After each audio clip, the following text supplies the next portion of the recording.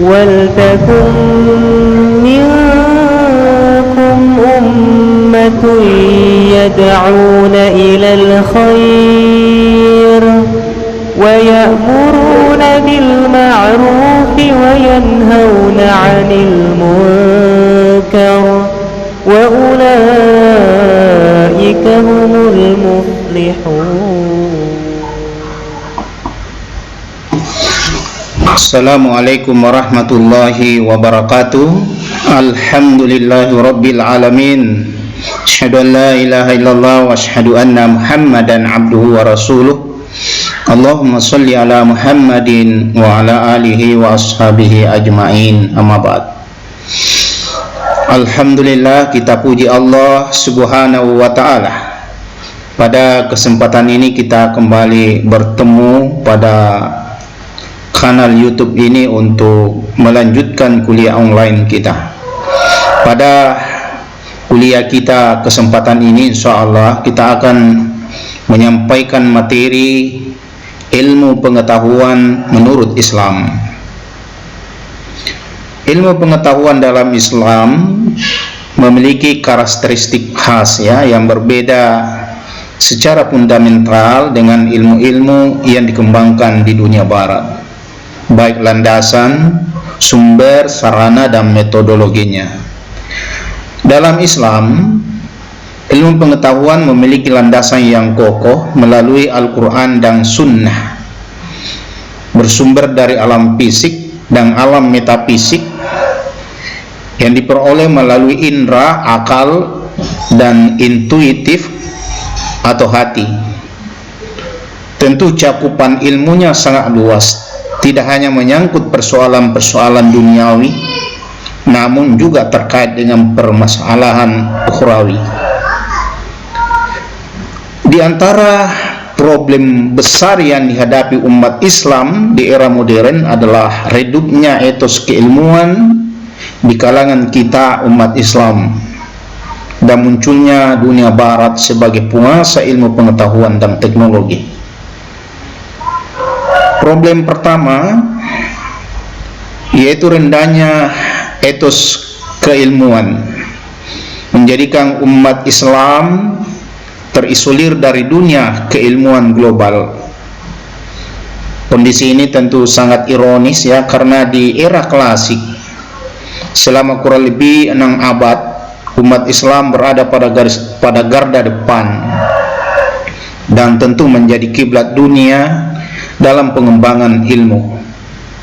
Sementara itu, problema kedua, munculnya dunia barat sebagai penguasa ilmu pengetahuan dan teknologi, membawa persoalan serius karena pengembangan ilmu dan teknologi di barat itu bercorak sekuler sehingga memunculkan ekses negatif seperti sekularisme, materialisme, hedonisme, individualisme, konsumerisme, rusaknya tatanan keluarga, pergaulan bebas, dan penyalahgunaan obat-obat terlarang.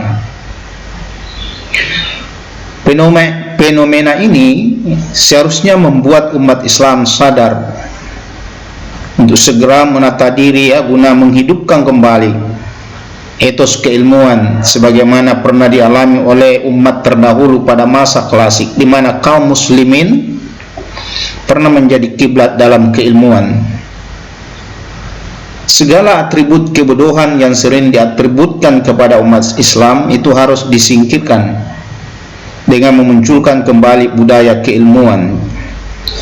Jika ini dilakukan, tidak menutup kemungkinan umat Islam akan kembali berjaya seperti masa-masa klasik, di saat dunia barat diselimuti dengan keterbelakangan dalam keilmuan. Islam sudah bersinar di dalam pengembangan ilmu pengetahuan. Itu masa dulu, masa klasik. Kita lihat bagaimana konsep ilmu pengetahuan dalam Islam. Secara etimologi, ilmu berasal dari bahasa Arab ilm, alima ya'lam, ilmun, yang berarti pengetahuan. atau al-ma'rifah. Ini menurut Kamus Bahasa Arab Munawir 1984. Kemudian berkembang menjadi pengetahuan, ya, berkembang menjadi pengetahuan tentang hakikat sesuatu yang dialami secara mendalam. Dari asal kata ilmu ini, selanjutnya diindonesiakan menjadi ilmu atau ilmu pengetahuan. Dalam perspektif Islam, ilmu merupakan pengetahuan mendalam sebagai hasil usaha yang sungguh-sungguh atau ijtihad dari para ilmuwan muslim, ya, ulama atau mujtahid, ya, atas persoalan duniawi dan ukhrawi, ya, dengan bersumber kepada wahyu Allah Subhanahu wa taala. Fungsi dari Al-Quran dan hadis sebagai petunjuk atau huda bagi manusia, termasuk dalam hal ini adalah petunjuk tentang ilmu dan aktivitas ilmiah. Al-Quran tentu memberikan perhatian yang sangat istimewa terhadap aktivitas ilmiah. Terbukti bahwa ayat yang pertama kali turun adalah perintah untuk membaca, sebagaimana disampaikan Allah Subhanahu wa taala di surah Al-Alaq ayat 96 ayat 1, Iqra bismi rabbikal ladzi khalaq. Bacalah dengan menyebut nama Tuhanmu yang menciptakan. Membaca dalam artian luas tentu merupakan aktivitas utama dalam kegiatan ilmiah, karena ilmu bukan hanya sekedar asalnya dari bahasa Arab, tetapi Allah telah mencantumkan di dalam Al-Quran yang suci. Kata ilmu itu banyak disebutkan dalam kitab suci Al-Quran. Paling tidak, kalau tidak salah, disebutkan sebanyak 105 kali dalam Al-Quran. Sedangkan kata jadiannya disebut 744 kali. Kata jadian yang dimaksud, ya, misalnya alima itu 35 kali, ya'lamu 215 kali, i'lam 31 kali, yu'lamu 1 kali, alim 18 kali, ma'lum 13 kali, a'lamin 73 kali, alam 3 kali, a'lam 49 kali, alim atau ulama 163 kali, alam 44 kali, 4 kali, allama 12 kali, yu'limu 16 kali, u'lima 19 kali, mu'allam 1 kali, ta'allama 2 kali. Ini yang disampaikan oleh Rahaji. Di samping kata tentang ilmu dalam Al-Quran, juga banyak ayat yang menerangkan tentang aktivitas ilmiah dan pengembangan ilmu pengetahuan. Keterangan ini ada yang diterangkan secara langsung, ada juga yang tidak diterangkan secara langsung. Seperti, ya, perintah berpikir, afala ta'qilun, merenung, ya, kata afala tatadabbarun, menalar dan semacamnya. Misalnya perkataan akal dalam Al-Quran disebut sebanyak 49 kali, sekali dalam bentuk kerja lampau dan 48 kali dalam bentuk kata kerja sekarang. Salah satunya adalah sindiran Allah Subhanahu wa taala kepada orang yang tidak menggunakan akalnya untuk berpikir.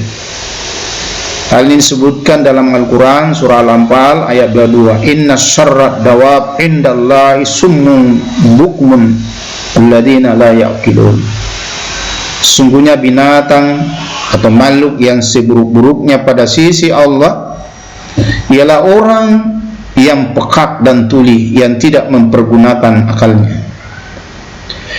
Begitu pula kata fikir atau pikiran itu disebutkan sebanyak 18 kali dalam Al-Quran, sekali dalam bentuk kata kerja lampau dan 17 kali dalam bentuk kata kerja sekarang. Salah satu ayat yang menyinggung tentang aktivitas berpikir dalam Al-Quran itu bisa kita temukan di surah Al-Imran ayat 191, alladzina yazkuruna allaha qiyaman wa qu'udan wa ala junubihim wa yatafakkaruna fi khalqis samawati wal ard. Mereka yang selalu mengingat Allah pada saat dia berdiri, duduk maupun berbaring, serta memikirkan kejadian langit dan bumi. Begitulah kedudukan seorang ilmuwan yang beriman yang ditempatkan oleh Allah pada posisi, ya. Jadi begitu pula kedudukan seorang ilmuwan yang beriman yang ditempatkan oleh Allah pada posisi yang mulia, sebagaimana yang disampaikan oleh Allah di surah Al-Mujadilah ayat 11. Allah mengangkat derajat orang-orang yang beriman dan berilmu beberapa derajat. Ya, yarfa'illahu alladhina amanu minkum walladhina utul ilma darajat wallahu bima ta'maluna khabir. Aktivitas ilmiah termasuk keutamaan menuntut ilmu atau ilmuwan dan etika dalam menuntut ilmu bukan hanya banyak disebutkan dalam Al-Quran, bukan, tetapi hal yang senada juga banyak ditemukan di dalam hadis.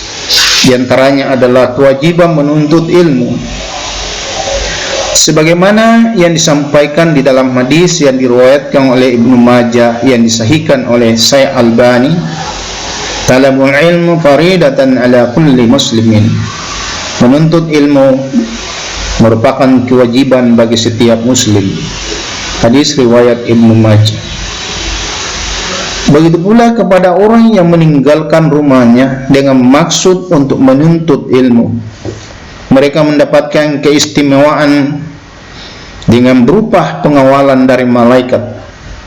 Dalam hadis disebutkan, barang siapa menempuh suatu jalan untuk menuntut ilmu, maka Allah memudahkan jalan menuju surga.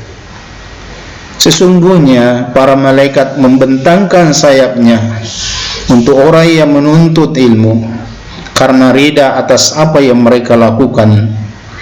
Dan sesungguhnya orang yang berilmu benar-benar dimintakan ampun oleh penghuni malaikat.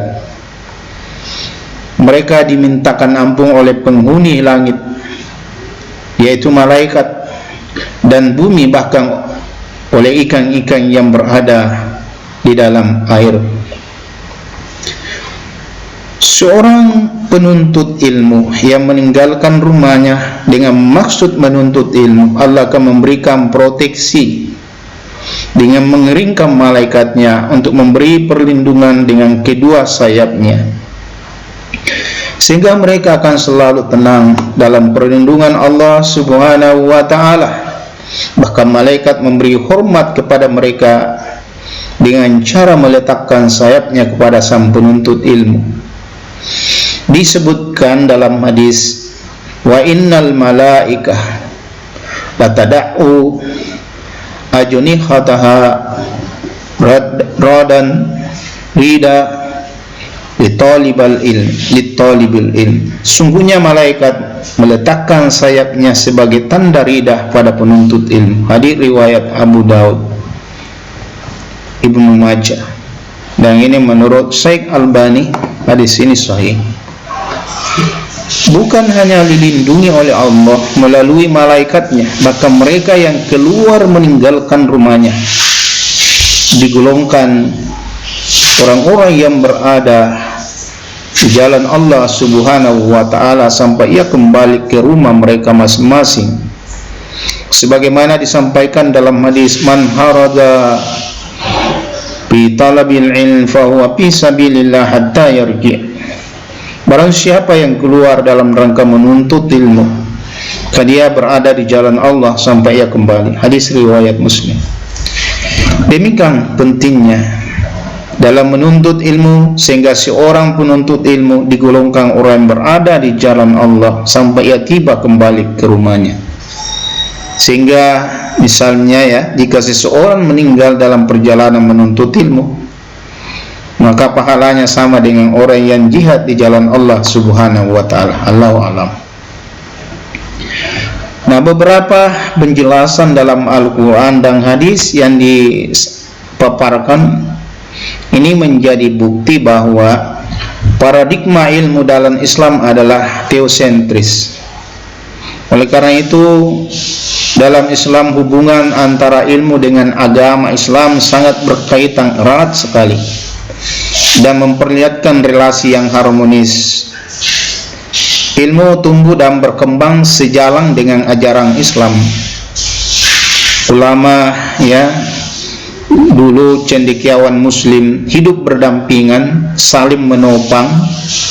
Bahkan banyak ditemukan para ilmuwan dalam Islam sekaligus sebagai seorang ulama.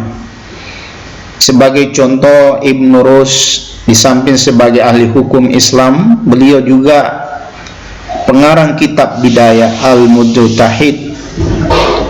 Juga seorang ahli kedokteran, penyusun kitab Al-Kulliyati fi Al-Tauhid.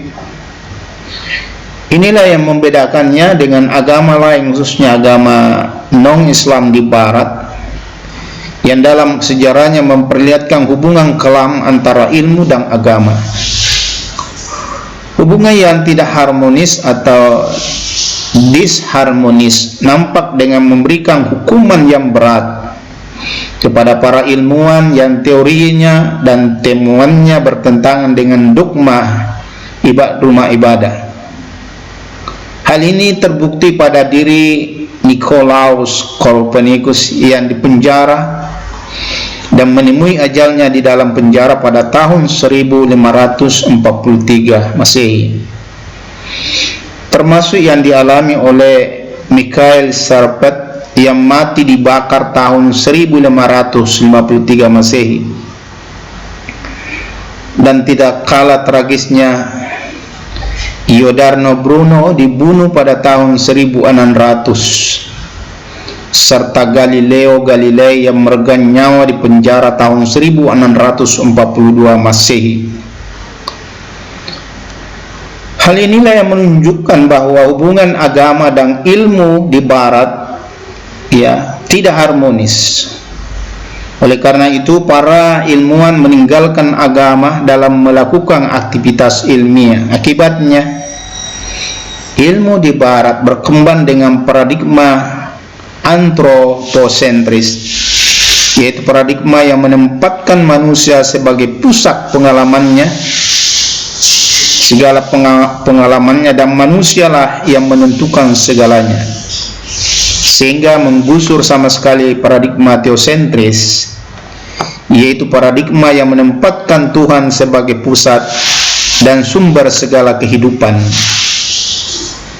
Akibat yang ditimbulkan adalah perkembangan ilmu menjadi sekuler, yaitu ilmu terpisah dengan agama, sehingga menimbulkan problem teologi yang sangat serius. Banyak ilmuwan Barat yang merasa tidak perlu lagi menyinggung atau melibatkan Tuhan dalam argumentasi ilmiah mereka. Bagi mereka, Tuhan telah berhenti menjadi apapun, termasuk menjadi pencipta dan pemelihara alam semesta. Itulah ilmu pengetahuan Islam dan bedanya dengan ilmu pengetahuan Barat yang menetap yang tetap berpijak kepada landasan bahwa Tuhan atau Allah atau Rabb tetap hidup dan tetap memelihara sampai sekarang. Demikian ananda sekalian, kuliah kita yaitu ilmu pengetahuan yang kita mulai dengan konsep ilmu pengetahuan dalam Islam. Insyaallah nanti kita akan lanjutkan dengan sumber sarana dan metode ilmu pengetahuan. Semoga apa yang saya sampaikan bermanfaat. Jika ada kekurangan, datangnya dari saya pribadi selaku manusia yang biasa mohon maaf atas segala kekurangan. Nasrun minallahi wa basyiril mu'minin. Akhirul kalam. Wassalamualaikum warahmatullahi wabarakatuh.